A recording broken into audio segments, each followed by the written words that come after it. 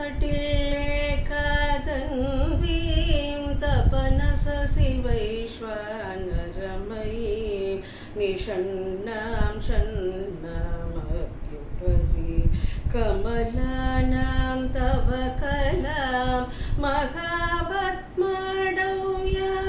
मृतितमलमायेन मनसा महान्तपश्यन्तो ददति परमाघातलकरीं भवानी त्वं दासे मयि वितरदृष्टिं च करुणाम् इति स्तोतुं वाञ्छन्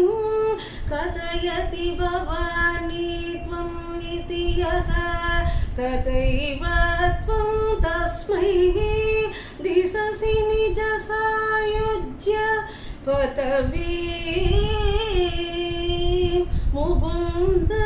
ब्रह्मेन्द्र स्फुटमकुटनीराजितपदां त्वया कृत्वा वामं वपुकुम् अपरिदृप्तेन मनसा शरीरार्धं सम्भोग अपरमपि शङ्के कृतमभूत् यदेतत्त्वरूपं सकलमरुणाभं त्रिनयनं कुचाभ्यामनं कुटिलशशिशूटाल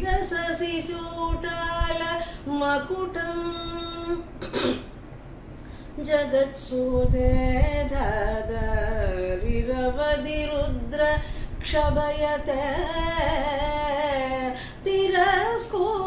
तिरस्कुर्वन्नेतत् स्वमपि वपुरी च स्थिरयति सदा पूर्वः सर्वं ददति मनुगृह्णाति स शिवः तवाज्ञामालम्य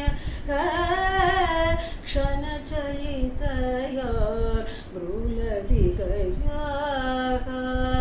त्रयाणां देवानां त्रिगुणजनितानां तव शिवे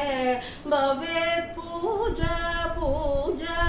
तव चरणयोर्या विरचिता तदा हि त्वत्पादोद्वहन मणिपीठस्य निकटे